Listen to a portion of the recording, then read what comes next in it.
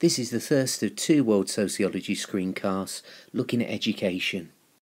And most sociologists would agree that education is one of the most important processes that affects both development and inequality. In the words of Nelson Mandela, education is the most powerful weapon which you can use to change the world. And the importance attached to education is also reflected in the United Nations Millennium Development Goals.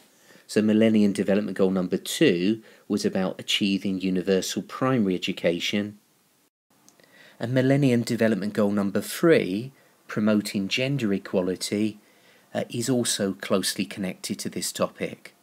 So for example, of the 960 million people around the world who are currently illiterate, 2/3 of them are women.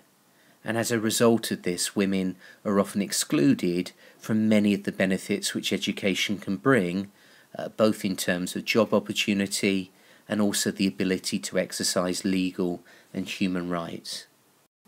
So education is seen to be a really important process that affects development because the prime resource of any country is its people, and the potential of that resource can only be properly realised through good education. And we're going to look at some of the challenges of education in a developing country by focusing on Uganda as a case study. So we've used this country, Uganda, which you can see from the map is in Central East Africa, as a case study for lots of topics within World Sociology. And Uganda, remember, is one of the poorest countries within the world. And if we look at the adult population, there are many adult Ugandans still without any formal education at all. And going back to the theme of gender, what we can see in this graph is a big discrepancy when we look at gender.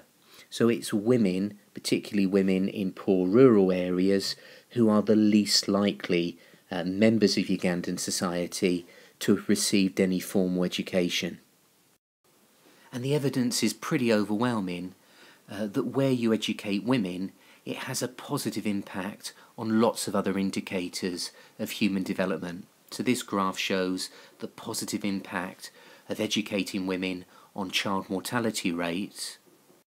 So for example, we can see here that where women have experienced secondary or higher levels of education, both mortality rates for under 5s and also infant mortality rates, that's under 1s, is significantly lower than is the case for women with no education.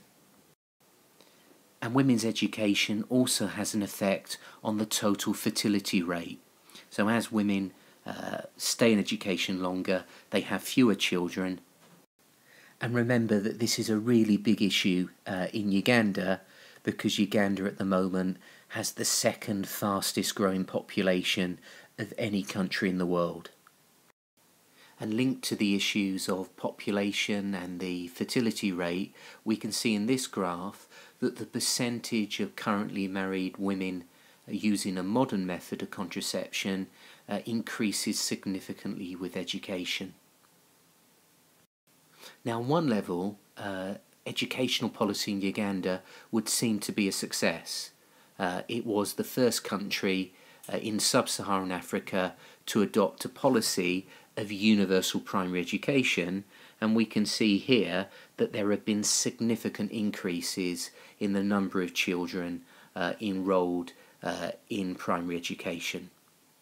But remember, Uganda has the youngest population of any country on the planet, and this has created a huge problem for the Ugandan government in meeting their targets. And as we can see from this population pyramid, around about half of the population of Uganda are aged 15 or younger. And this of course has an obvious impact upon the type of education that you get in Uganda. So in England there is a legal maximum class size of 30. In Uganda, for primary education, they have a target class size of 60, but in practice class sizes tend to be considerably higher than this target figure. So it's quite normal to go into primary school classrooms in Uganda and see class sizes well in excess of 100. So in this particular primary school in Buyawanga village in East Uganda, there's actually a class here that's got over 200 pupils in it. And of course, delivering quality education under these types of circumstances is quite a challenge, particularly when the problem of class size is compounded by the lack of resources and very basic facilities that we find in primary schools in Uganda. And if we go back to Millennium Development Goal number 2, we can see that one of the targets is that children complete a full course of primary schooling. And the problem in Uganda is, even though the enrolment figures for primary education are quite impressive, a large number of children do not complete a full cycle of primary education. And in fact, from these statistics we can see that the number is in decline, and that in 2010 only just over 57% of children who enrolled in primary education actually completed a full cycle. One of the really big issues that affects the quality of primary education in Uganda are the number of days that teachers miss. So staff absences are extremely high in Uganda, and teacher morale is very low. And this is caused by a variety of factors. Sometimes there can be a problem in providing staff with accommodation, and a really big issue within Uganda is the low pay that teachers receive. So one of the main reasons that teachers do not turn up for school and miss classes is they're often forced into taking second jobs in order to make a decent living.